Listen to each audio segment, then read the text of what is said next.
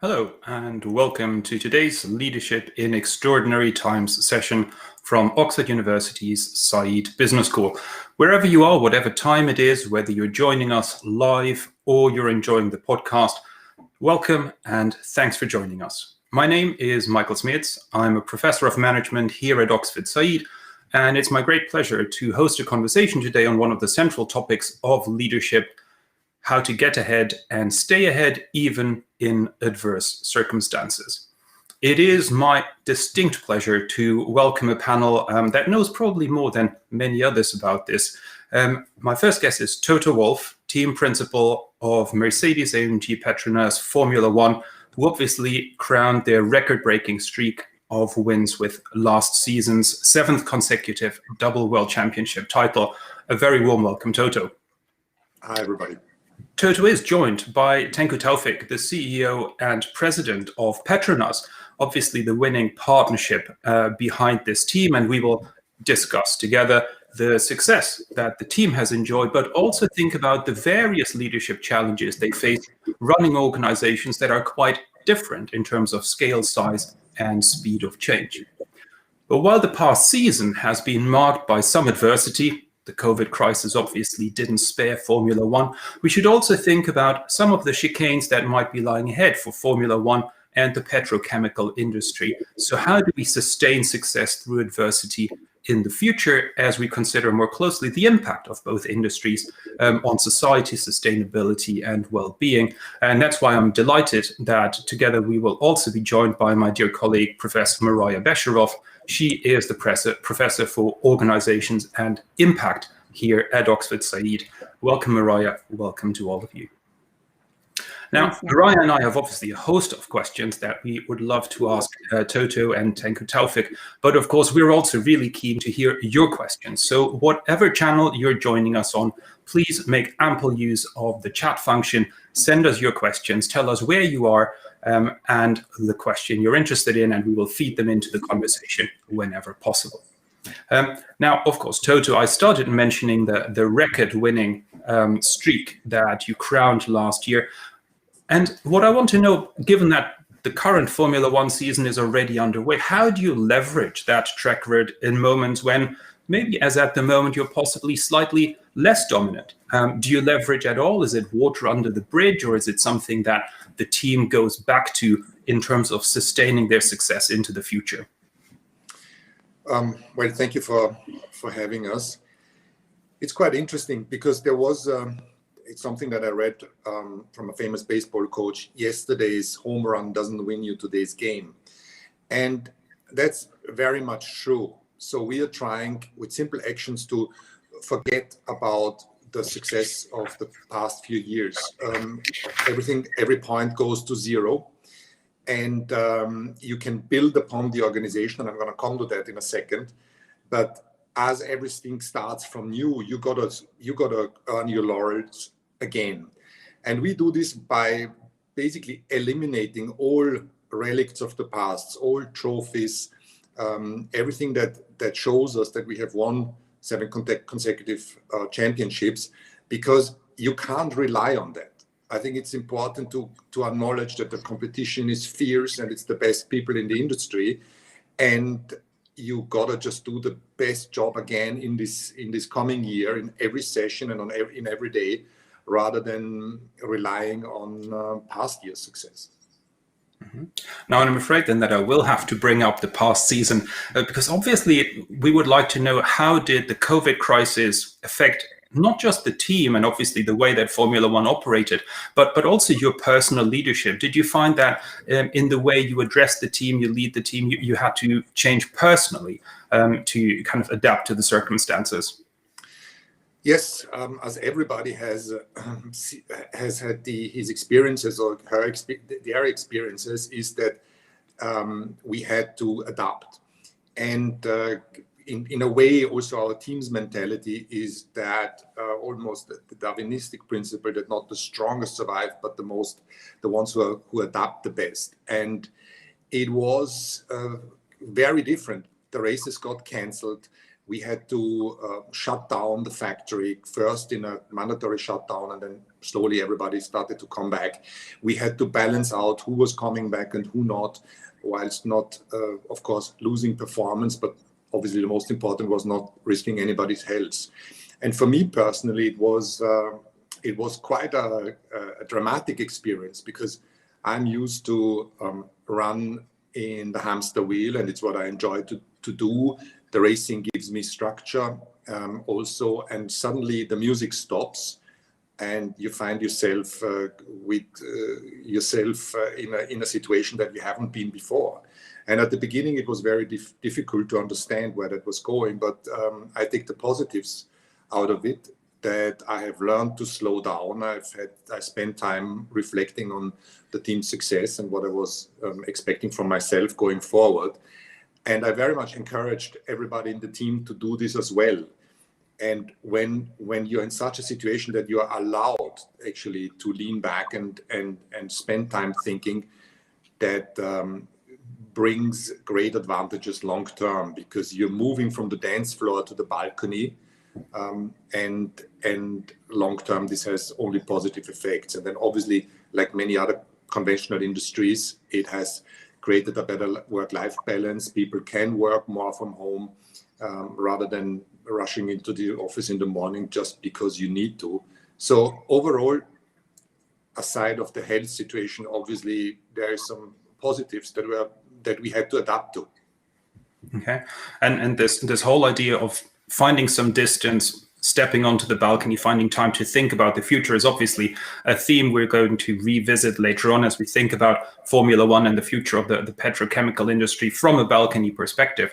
But of course, I would first like to go to Tengku, please, because your experience of leadership in the pandemic has obviously been a very different one, because as I understand, you acceded to the role of CEO pretty much in the midst of the pandemic. What does that do to your leadership, to the way you build connection with the organization? You manage your own personal leadership when you're stepping into this kind of top role at a distance. Thank you, Michael. Thank you, Marya. Thank you for having me. It's a great question to kick off this panel discussion. First thing it does is, of course, raise your blood pressure. I can look back at it and maybe have a wry grin and look at it and say, I joined the roller coaster as it was about to do probably one of the most interesting loop-de-loops the industry contended with. 2020 was a year of superlatives. I think in superlatives at both ends of the spectrum. The fastest acceleration of digital solutions in response to having to work from home. The most precipitous drop in oil and gas demand and energy demand drop. I think if those of you who are tracking the industry would have seen 20 to 25 million barrels of oil demand a day just evaporate. We never saw oil prices move into negative territory, but it did with the WTI.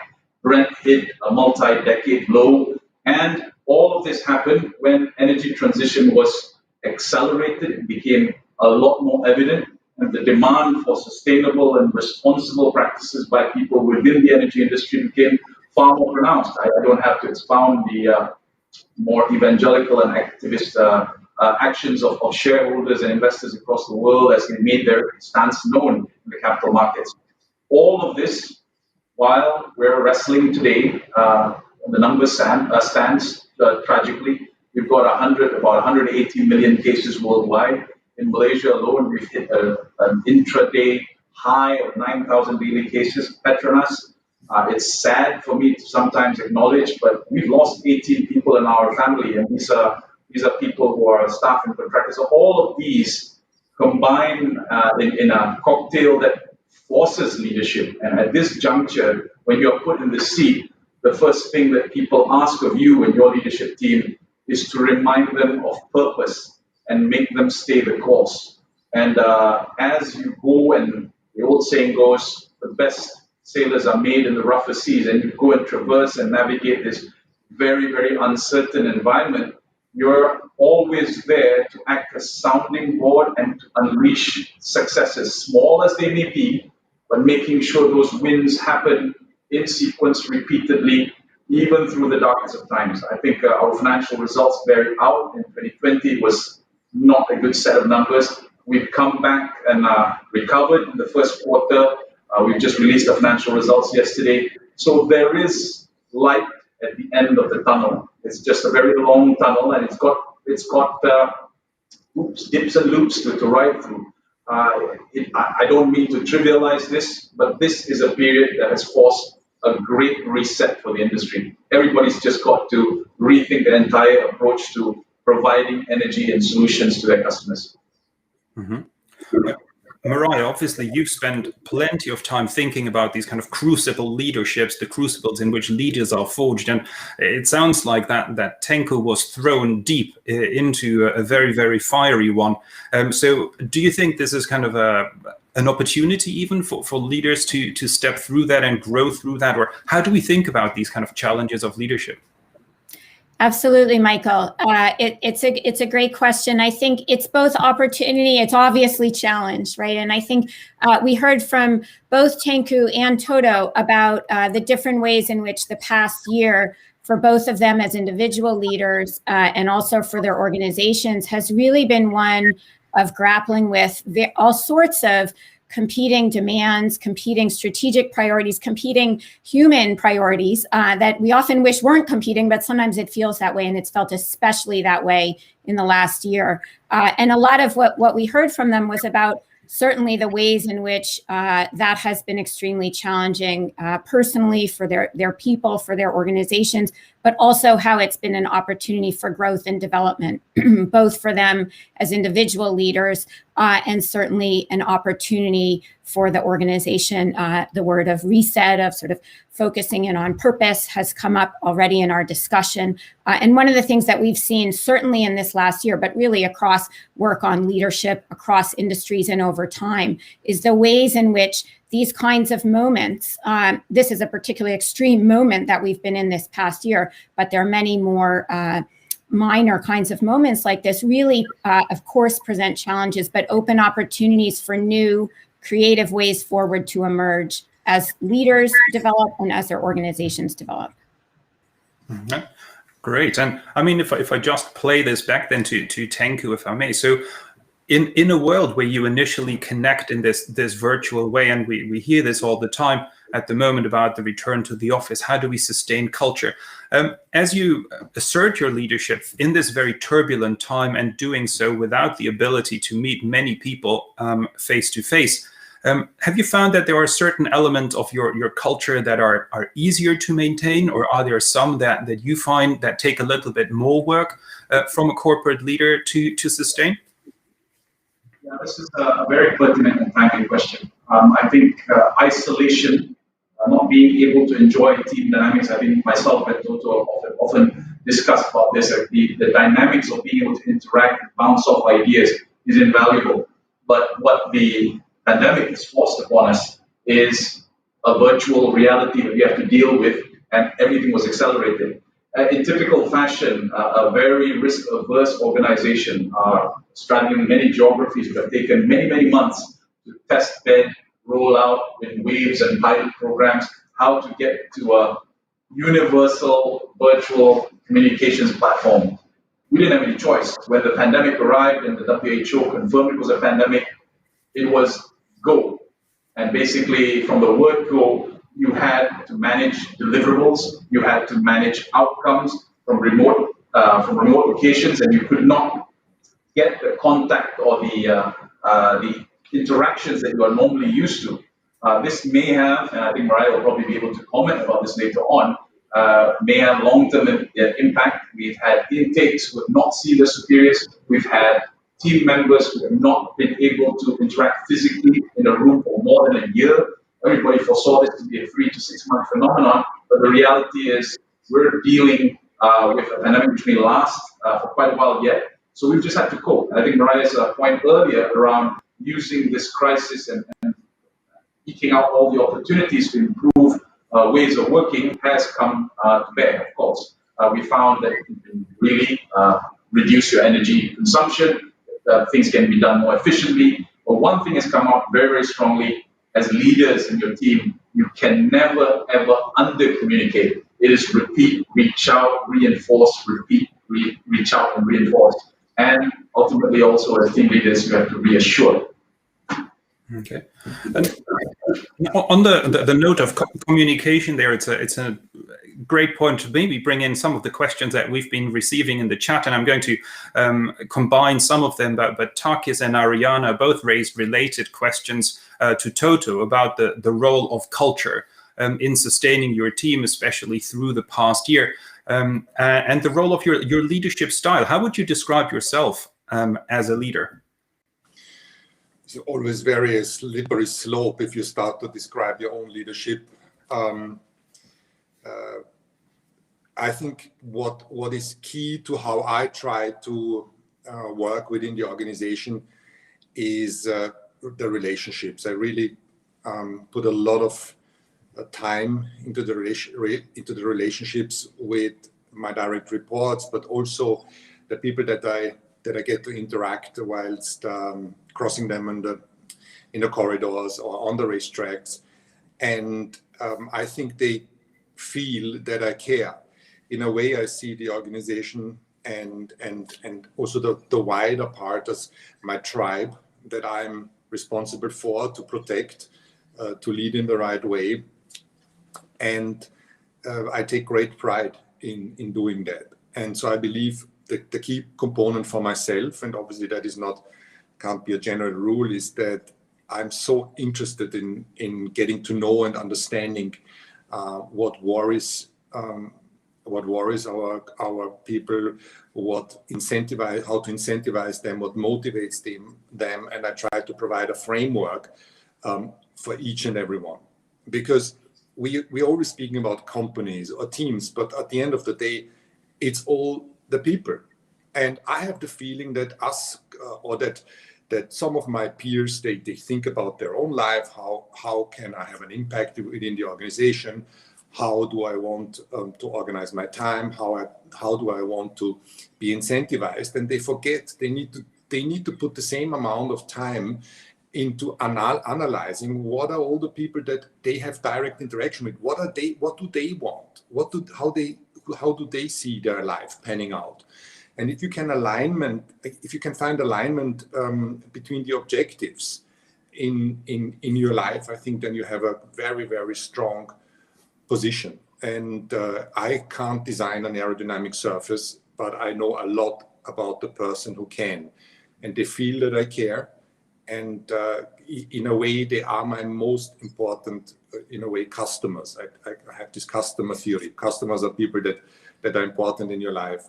Everything that I communicate or that I plan strategically is about the people in the organization. Mm-hmm. Now, you say that you care and you want to understand what others worry about. And of course, the risk for a leader in a way is then that you absorb a lot of that. And so Amina asked the question in the chat, is like, how do you make sure that you yourself remain mentally balanced? And of course, you face the added pressure that every weekend you're expected to explain those emotions also on television. There was an earlier comment in the chat. Again, how do you manage the emotional investment in the team and how you behave backstage with also your use or display of emotions on a more public stage? So a few questions. I found out that as someone that is more in the spotlight, in front of a camera, representing fantastic brands such as Mercedes and Petronas, I need to be authentic. But I have also seen that when I see people that have more, let's say, visible roles, you tend to think they're happy, they have everything in their lives, good relationships, money, and success. The truth is that is not a universal rule. I myself, before I joined Formula One, I had a bit of that's actually an under exaggeration. I had a real midlife crisis. I didn't know whether I should stay in finance or whether I should do something else. And I found myself at the Monaco Grand Prix by sheer coincidence. And for me, everybody who was there working in the teams was just living the perfect life. So fast forward 20 years and I find myself in that same situation. And I still struggle in a way at times.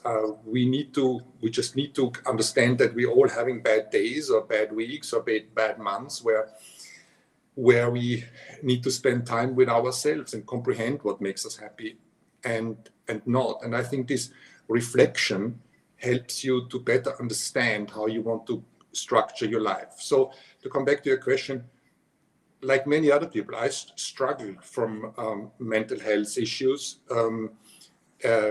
and I have a great team. I mean, this is not a universal, I am pathologically ill. It's more that I acknowledge that all the best people that I have worked with, they have downtime. And if they have a great group around them, the group will carry the ball. And for me, that was last year. COVID came and I didn't really know whether I wanted to continue in the sport, whether I was a one-trick pony or finance was what I actually wanted to come back. And for months, I couldn't find an answer to my questions. And obviously, then you're not the best yourself. So in order to protect the organization, in order to create the best possible framework, you need to look after yourself. If I'm not in a good place, I can't, and this is something my technical director used when I said, I'm just not the best me, and I will come back in a few days. He said, take all the time, because when you come back, you need to sprinkle your magic dust. If you don't feel like you can at the moment, that's okay. We will carry the ball. And that is something that I found really reassuring and showed me that the organization that we have all been part of is really strong, that if you need to put yourself out for a moment, somebody else is going to carry the ball. Great. Let's pose that same question to Tengku, if I may. We all know that as CEOs step up into the role, media scrutiny, you mentioned shareholder scrutiny, multiplies. So again, how did you kind of brace yourself for the role, or is there anything that still has taken you by surprise in the way that you manage yourself in this new role? Great question. You're always going to be surprised. Nothing ever comes around twice in this industry, and I think one of the probable pitfalls of this particular role is we're a national oil company. We were born as a national oil company. We have defined our purpose, and we behave very much as an IOC, an international oil company, and we have the processes and the governance around it. But seriously, no system really gets proven until it gets tested. And every individual within the system got tested fully last year, and I'm no exception. There were mistakes. I will be the first to admit it. There were mistakes in dealing with the press. There were mistakes probably in dealing with the narratives around perhaps the way that we structured our capital, communicated our growth story.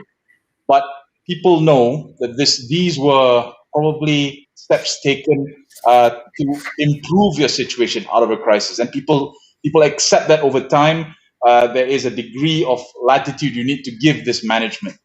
No one's been in this position before. I can say that everyone within the CEO role of an energy company has not seen this triple threat of a supply glut, accelerated energy transition, and the demand falling away from under our feet converging in such rapid fashion, wrapped around a pandemic which still threatens us today.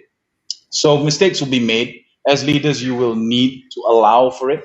And I think I'm thankful I've got a board which is supportive, a shareholder I can be open with. The shareholder is the government of Malaysia. My communication with them has been quite frank and open, and we tell them the constraints and limitations that we face. But there you are. I think communication again comes to the fore.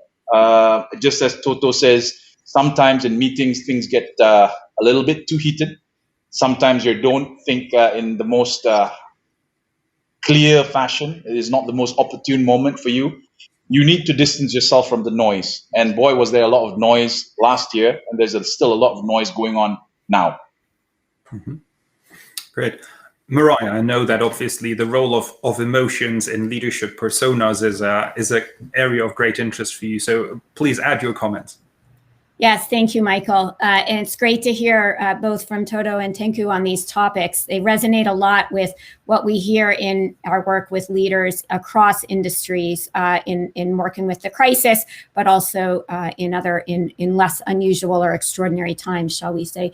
I want to just amplify a few points that we've heard. First, from Toto, a lot of what we heard you describe was really consistent with an approach that we see increasingly needed and thankfully also increasingly common among leaders, which is one that is much more of not just the leader as the visionary out there in front leading the charge, but the leader as the facilitator and the leader as creating the space in which others can engage and listen, and there can be dialogue, and there may even be conflict. There often is conflict, constructive conflict, ideally, but that the role of the leader, very much as you described, is one of creating the space to listen, to understand others, and to allow people to find their own role and fit in the organization and to help them best align their interests and capabilities with the organization's need. And of course, as you also said, that takes a lot of work and a big toll on the leader, right? And so another important theme that I'd like to amplify is really the need to do the self-work, if you will, to take care of yourself, as you discussed, and to find the capacity to really to hold the complexity of the senior team and the organization as a whole, and to be able to bring all of your strength to that. And sometimes that does require stepping back, as you've said. It certainly also often requires a strong support network and team within the organization, and of course also outside the organization.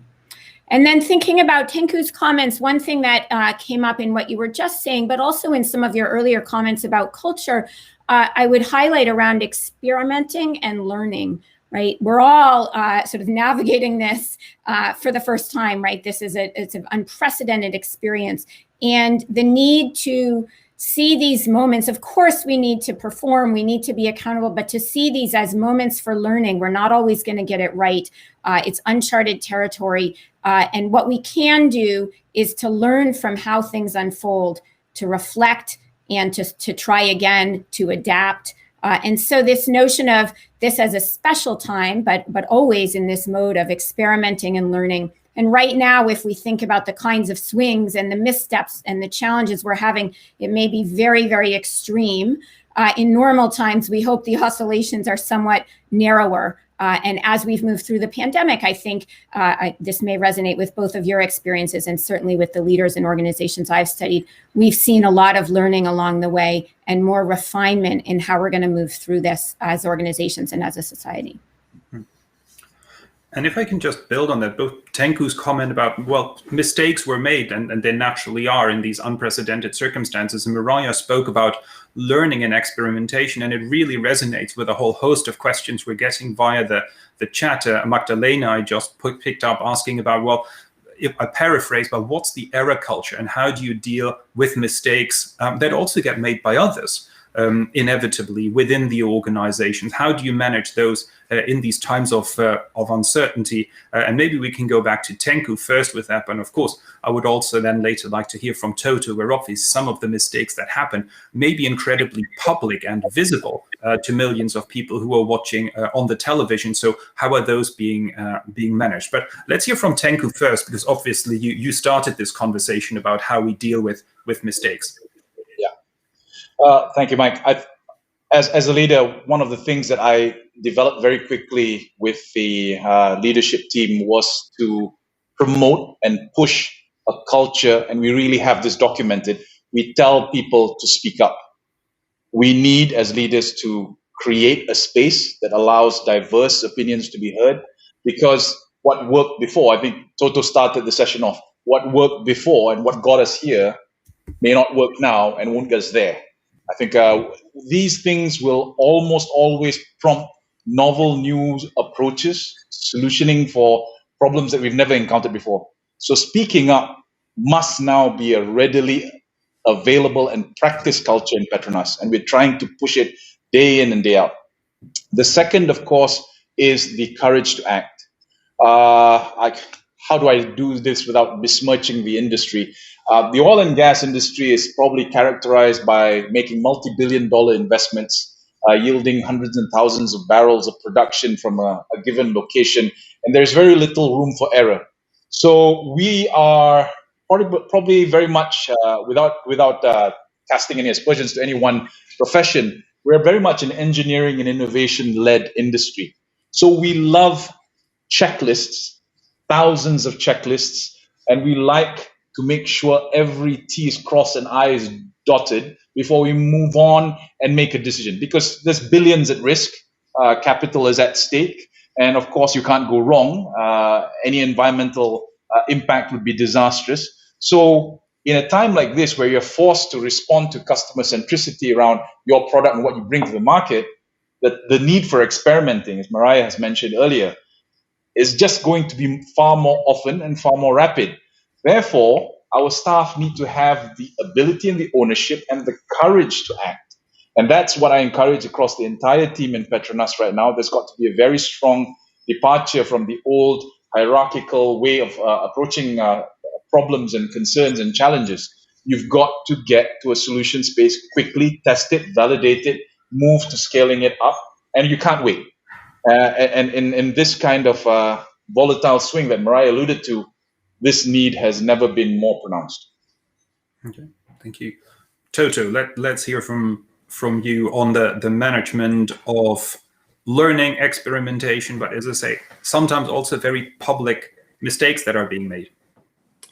First of all, I must say that hearing Tengku Taufik's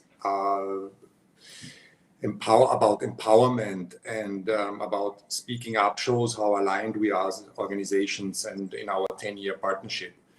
We very much follow that philosophy. We have one motto that we kind of try to make everybody in the company to live it day in and day out, and this is see it, say it, fix it. You are allowed to speak up. Actually, if you don't, you're harming the organization. And that is something that may seem trivial. And of course, you need to speak up, but you need to create the environment for this to happen, and not only put it on a PowerPoint and project it on the wall. And the empowerment and creating that safe environment means that people are not afraid of losing their jobs. They are not afraid of taking risks, because risks mean also innovation, but rather have a space and an environment where they can thrive. And we have very much worked so hard over all these years, and to achieve a situation where we have a collective organization that is able to bring their inputs and their innovation to the table through the hierarchies. The head of department mustn't be worried if one of the workers below him presents something to a manager high up that he feels is the right person to talk to. Obviously, with always having his direct manager in copy, but no problem to move through the hierarchies. And I think this is extremely important, and it starts with the leaders. I remember when I first joined the team in 2013, we have this big debriefing on Monday morning. It's the 50 top managers that come together after race to debrief on the race weekend. And it starts with myself and it ends with myself. And how I started my first ever debriefing was to say what I didn't do well that weekend, and that I interfered into the strategy call at not the opportune time during the race, and that I had a discussion on future regulations with the governing body, and I don't think I got it right. And I saw the surprise of the people in their eyes that it started that way. But over time, it became really ingrained in the organization. And when you listen to a debrief today after a weekend where we finished first and second, you would think that this is Williams debriefing from the weekend on a 10th place. And I don't mean that in an arrogant way. It's just a culture that is always skeptical. We always believe we're just not good enough. We have to stay on our toes in order to maintain that success. And that starts with going sometimes where it hurts. But they say that if you don't go there, then you're not going to improve as an organization. And it needs to start with all of us leading organizations.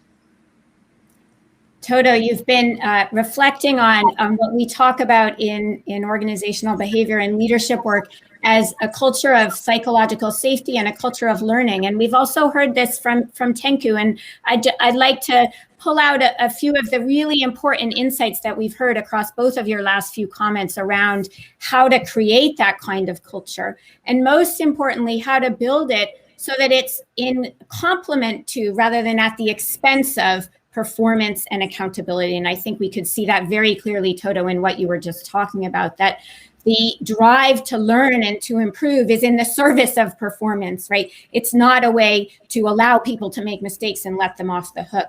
And that has to be the way in which these kinds of learning cultures are built, that people feel comfortable in their teams, in their groups, speaking up, saying when they made a mistake, when there was a near mistake that might not actually have ever been noticed, but it's an opportunity to learn and to adapt our processes, and that is a chance to improve performance rather than, again, to let people off the hook. And so this is a very tricky balance to strike between learning and performance, or learning and accountability. And we've heard in both of your comments the ways in which that sounds very much like what you have tried to do and to build in your organizations. And of course, in this past year in particular, it's been especially critical. Well, we're already more than halfway through our time, so a quick moment to welcome all of those of you who joined us in the meantime for this Leadership in Extraordinary Times session discussing how to sustain success through adversity. I'm joined by Toto Wolff, team principal of Mercedes-AMG Petronas Formula 1 team, Tengku Taufik, the CEO and president of Petronas, as well as my colleague, Professor Marya Besharov, who is Professor of Organizations and Impact here at Oxford Saïd. Now, we've spent the first half hour discussing largely the past season and the winning streak that both Toto, Tengku and their organizations have enjoyed together in partnership. We heard about the crucibles of leadership stepping into leadership positions during times of adversity. And we want to advance now thinking about some of the broader questions beyond the personal leadership leading the teams, but also obviously thinking about the leader's role in affecting their industry, such as Formula 1 or the petrochemical industry more broadly. But before we get there, I'm just really intrigued to pass on one of the questions that has been raised in the chat now multiple times, actually. Muhammad, I think, was the first one to come out. So what's the question you would like to ask each other, or what's a leadership trait that you've witnessed in each other that you might to emulate, even though I think you've actually never met in person to date? Who should start? Go ahead, Toto. Tengku Taufik and I never met in person because when he joined the board as a chief executive officer, COVID stroke, and we have had many conversations over video calls or on the telephone. But it's just a pleasure to see a person leading one of the most important organizations for ourselves, because Petronas is not only a marketing partner, Petronas is also a fuel and oil supplier, and that is a real competitive advantage that we have in terms of lap time. Having such a similar mindset, like myself. And the question I would have for you, Tengku Taufik, is it how can you make sure that your messaging and your culture and your vision for the company is really cascaded down into the organization? Because we as leaders, it's easier to communicate directly with your direct reports and people that are not somehow struck in front of you. They obviously can, they know you, they met you, they know you're just a human being as themselves. But how can you make sure that the people underneath, the managers underneath, really transcend the same kind of mentality that they allow their people to speak up? And obviously in a vast organization like Petronas, multinational, how can you make sure that this is actually happening? You pulled that one out of the bag, Toto. Wow. Great question. Let me just recount what I did. So this is easily something I can recount because it's how I responded to this role in a time of crisis. Within my first 3 to 5 days, I reached out and had very open conversations with my immediate contemporaries, the executive leadership team. Not very long after that, I reached out to the immediate level below them. In both, I kept my message quite simple and consistent. We're in this together. There is a purpose that binds us. I'll make mistakes. I'll need you to tell me if I'm making mistakes. And I'm also going to ask you why you're doing what you're doing. And in those engagements, I think the sense was, let's drop our titles at the door. So that's your immediate leadership circle. After that, it's been communicate, communicate, communicate. It is now 9:41 p.m. in KL, and I actually like doing this outreach with people like yourselves as partners and stakeholders. But I've done this far more many times throughout this pandemic. And this is one of those things that when a crisis presents an opportunity, given the platforms that are availed to us, that's how you get through. You make time, you spend the hour and a half speaking to groups of 30, 40, 200 people. You reach out, understand their worries, understand their concerns, because everybody was scared. Everybody was scared, and it's just our job to remind them that we're united in purpose. And in Petronas, that purpose is not money or profits. The purpose is to become a progressive energy and solutions partner, enriching lives for a sustainable future.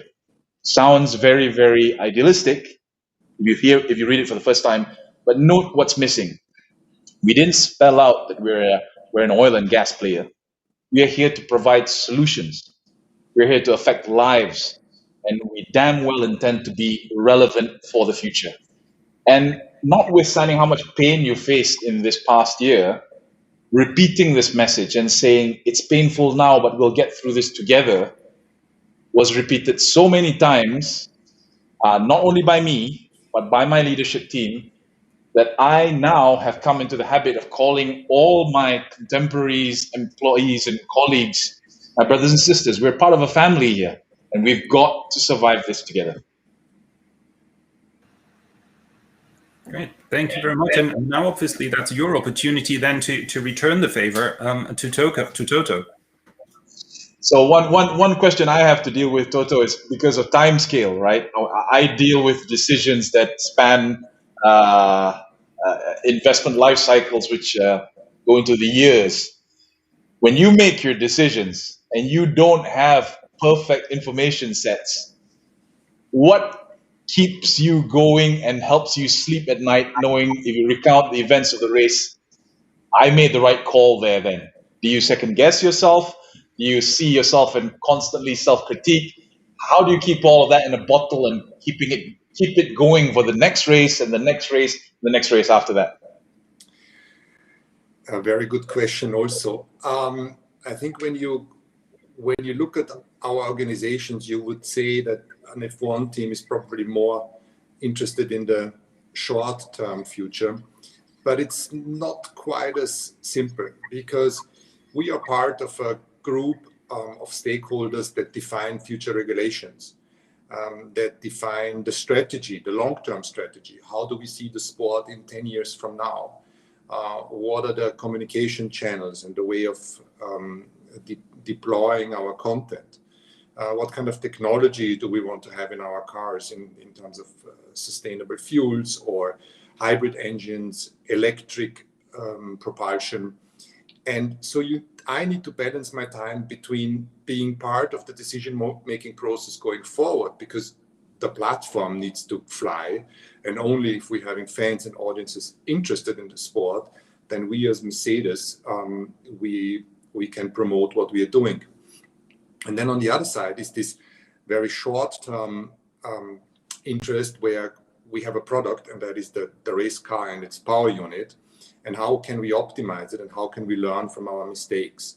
So often hear that organizations that are public that say it's really difficult for us to deploy a long-term strategy because we need to quarterly report and we need to satisfy our stakeholders, be it the analysts or shareholders.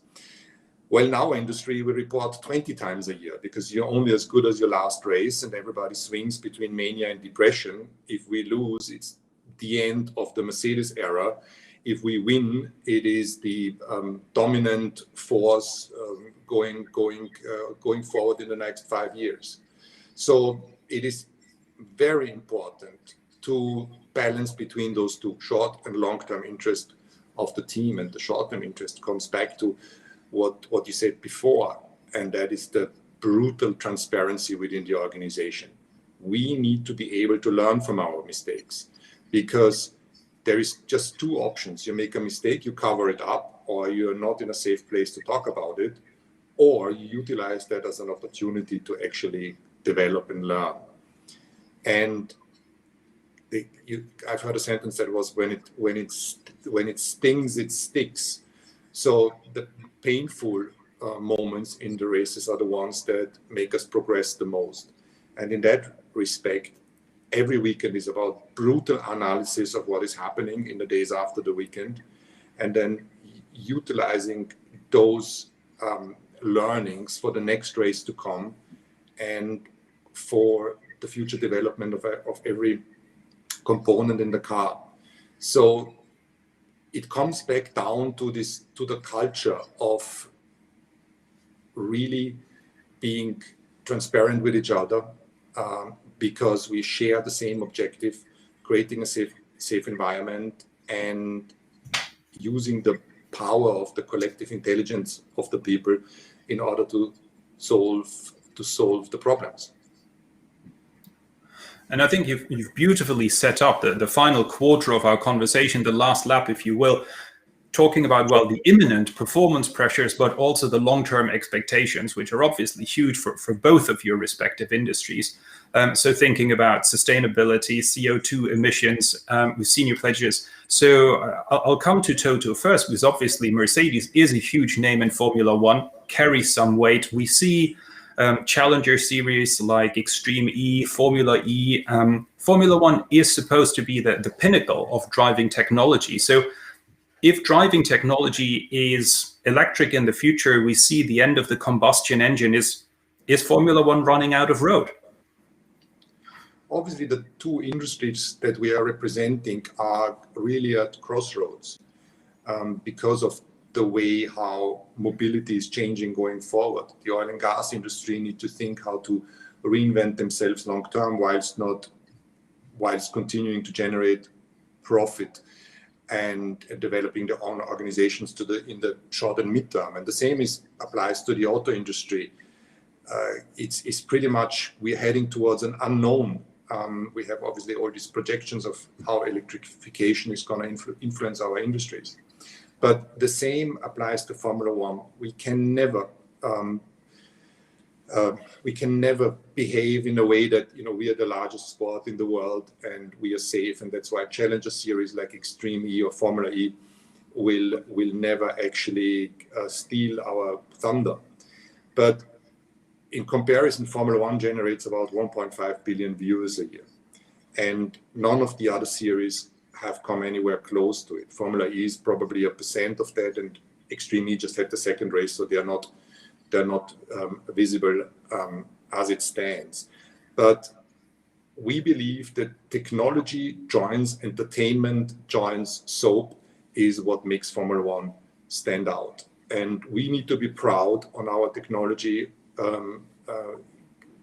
Looking forward, we are in the process of developing a new power unit for 2025 and beyond, defining the new fuels, sustainable fuels of the future. So technology is absolutely a must. We cannot ignore what is happening in the world. We cannot run on 12-cylinder engines just because we love the sound. It is important to be at the very edge of high tech. That's number one. Number two, we need to continue to entertain. And that is about stories. It's about personalities. People like to follow people much more than you could say a sports organization. We've seen that Netflix, that covered a lot of the drivers that are not so visible when you look at the sports, at the sports news, and people are really interested in looking at the drama and glory of other individuals, and that is what we really need to carve out in our sport. And the soap part has always been within the DNA of Formula One. There is a political battle off track, there is a sporting battle on track. We provide headlines over the 12 months of the year, and it's a bit of a reality show that has been created by Bernie Ecclestone. And as long as we never feel safe in the kind of mentality, we are the biggest, we're the best invention since sliced bread, we will stay on our toes. We will make sure that we learn from Challenger Series and continue to develop the product, and that is Formula One. But I believe we're in a great place. When I look at our audiences, they continue to grow over all channels, and we just need to continue to do the proper analysis and develop it. Yeah, if I just play this across to Tengku then, and Stephen from Derby raised the question: what preparations are Mercedes F1 and Petronas making for the post-internal combustion engine world? So given that this is currently your bread and butter business, how are you evolving your business, and how do you see the partnership with Mercedes Formula One evolving into a kind of into a carbon dioxide neutral world? A lot of analogies there can be drawn. I think the world of F1 has moved to a hybrid power unit, and you're looking at a lot of, I alluded to the corporations within the energy space having to contend with a great reset. And it's the same with us. Any oil and gas entity is now got to reposition itself very quickly. If you're in denial of energy transition being here and having arrived, I think you are going to suffer what a lot of people have described as the boiled frog syndrome. You're thinking everything is all right, and one day the whole industry is going to evaporate under you.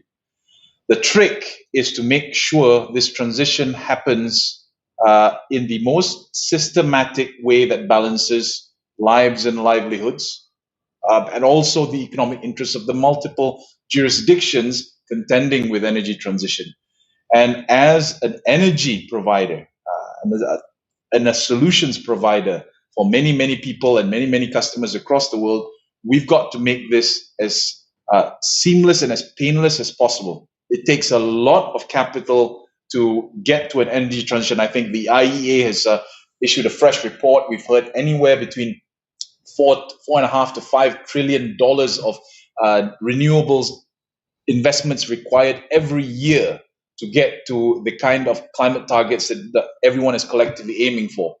Everybody knows this. I've come on the show on the back of a series of debacles which have impacted the largest oil corporations of the world. We have evangelical and activist shareholders pushing for more energy reform in the boardroom. We are looking at distinct energy transition strategies being propounded by IOCs across the world, listed or otherwise. For us, our position is that there is no one pathway to achieving this goal. Every region will have to contend with it. I don't want to sound like I'm standing on a soapbox here, but in this corner of the world where the access to electricity is probably still a fresh luxury, earlier this decade, we've got 600 million people still not having access to regular electricity or clean water, and that's just arrived earlier this decade and in parts of Africa as well. And then you're dealing with a policy shift that's going to take away a lot of hydrocarbon fueled economies. You're going to have to plan for a shift. Petronas is well positioned to deal with that, and there's a lot of lessons that we take out of F1. Exactly what Toto has mentioned. This transition will need to make us work that other muscle a little bit stronger, more power to the second engine, so to speak. The moving away from the traditional internal combustion reliance. So for Petronas, you've got to deal with almost one part of the business that needs to squeeze out the last available power and efficiency as cleanly and as cheaply as possible, i.e. monetizing your molecules and resources, while putting the clear technology and innovation-driven steps to take those informed bets and investments in renewables. And that takes a lot of study, and there are a lot of lessons around efficiency that we do still continue to benefit from F1. I'm trying to condense that all into a short answer there. I don't know how well I've explained it. Okay, thank you. But the image of exercising that other muscle and combining both the evolutionary change and the revolutionary, Marya, that has your name written all over it. Thank you, Michael. Thank you. Well, we've heard in your last comments, Tengku and Toto, about a third key piece of what we see as important for leaders in managing these kinds of challenges and opportunities that you started off talking with us about at the start of the hour. And in a way, we've come full circle. Now we're talking about it in the context of long-term sustainability challenges, not just the immediate lives and livelihood tensions of the pandemic.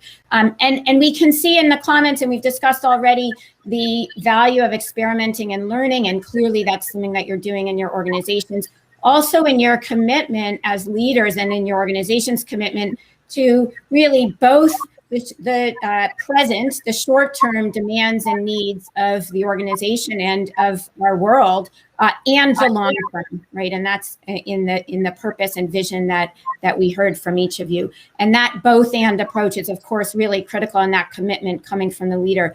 But I think the new and really a critical piece that we can start to pick up in the most recent comments is around how you really set stakes in the ground to hold yourself to those short-term, but especially to the long-term commitments that aren't the immediate day-to-day, but that really you need to start addressing and grappling with now to prepare yourself to for the future.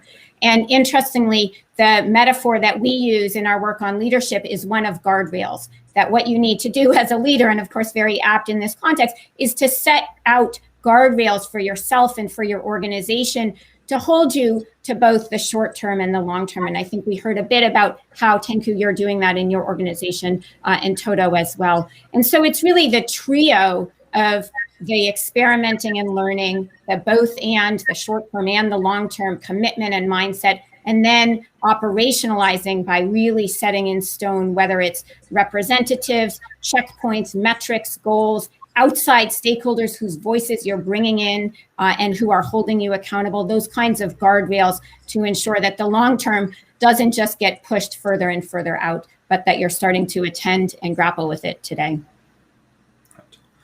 I'm mindful that we only have a few minutes left, but obviously a big commitment that was being made by the team in the last season is, of course, the change in livery. In response to the Black Lives Matter movement, the legendary silver arrows now racing in black, a very, very strong symbolic commitment, but of course one that has also been followed up by plans between Lewis and the team to drive diversity. So beyond this very symbolic commitment going forward, Toto, what can we expect from the team in kind of making diversity stick for the future? What are the more substantive changes that are underfoot to make Formula One more diverse? Within the team, we certainly had a big advantage in terms of learning of the struggles that Lewis has encountered in his life. But in a way, it all started with the Black Lives Matter movement, and the idea that was born to change delivery was just the starting point. And what I've seen in the organization is that we took it really serious. It couldn't end with the PR stunt of painting the car black. Having said that, painting a silver arrow that is the color of Mercedes since the beginning, black, is quite a statement. And I must really say that when the idea was born, not only the Mercedes board was so approachable about it, but also us calling our partners and Petronas up and saying, this is a last minute change. Are you up for a black car? And not one gave us a hard time on that topic. But obviously the organization then, or within our organization, we said, we can't just leave it at that. We need to be serious. We need to commit resources in order to bring really meaningful change. And what we've done in coordination with Louis, we've created a joint foundation that is aiming to really increase the diversity within our organizations.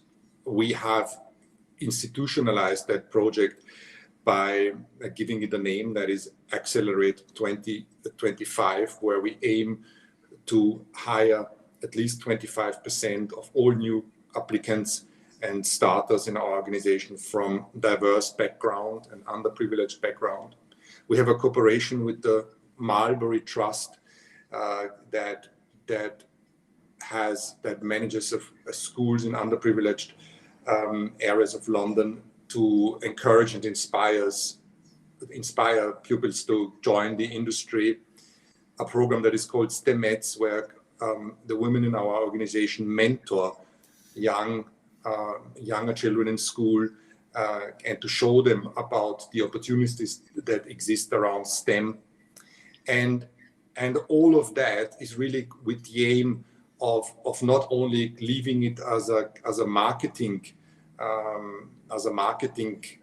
action with the black car, but really following up and being the industry leader in diversity and setting new standards. Because like Louis obliged us to act, we are obliging all the other teams and Formula One and the FIA, the governing body, to act and follow us. Great. For closing comments then, Tengku, what's the partnership between Mercedes and Petronas going to look like off track? Obviously, you have a very supreme track record on track. How are you going to engage together in these kind of broader questions around sustainability, diversity, and the big questions that lie ahead of both of your respective organizations? Diversity and sustainability is an inescapable requirement as you deal with the variety of challenges, and it only serves to enrich and strengthen every organization. And I'm not just reading that out of a piece of paper. I sincerely believe that. I think you have the need for diversity in order to promote sustainability, because the diversity of ideas is what's going to propel you into new innovative spaces, as Toto has also very clearly alluded to. And I think just continuing on what Toto had mentioned earlier, it is not just branding or it's not just livery. When you make a stand on diversity and sustainability, you have to follow through, because it really just presents what you stand for. We've seen, I think Toto knows, of course, Stephanie is one of, Stephanie Travers works as a trackside fluid engineer. I'm just literally probably about 600, 700 meters away from our Fluid Technology Solutions HQ here in TL. Of course, it's nighttime. The teams here work hand in glove with the team in Bridgeworth to make sure that we get these new innovative solutions. And it is a diversity of ideas that's going to get you past this very, very challenging period. So a lot of lessons that we've taken out of this have been now replicated. We're changing out leadership. We're moving away from the preconceived notion that ladies can't do what they're expected to do in the oil and gas industry. I think if anyone visits our website, you can see that a lot of those stereotypes have been set aside. We've got very, very much active leadership at all levels by women. We're a family of 48,000 staff, constituting people from Canada, Mexico, Brazil, in South Africa, as well as a large part of the Southeast Asian geography. So we do have this diversity of ideas, and they've reached leadership levels inside Petronas, and long may it continue. Thank you very much. And that does take us to the checkered flag. Apologies to many of you who've posted fascinating questions in the chat. Sorry that we did not get to all of you, as I'm sure you all understand the excitement and Formula One and some of the challenges lying ahead probably take a lot more than 1 hour to uncover. So what's left for me is to remind you that, of course, you can rewatch today's session of Leadership in Extraordinary Times online, but please also do join us on June 15th in 2 weeks' time, when the next subject of Leadership in Extraordinary Times is the regenerative economy. At this point, thank you very much to all the panelists. Many, many thanks, Marya Besharov. Many thanks, Tengku Taufik. Many thanks, Toto Wolff. Enjoy the rest of the day and see you again in 2 weeks' time for Leadership in Extraordinary Times.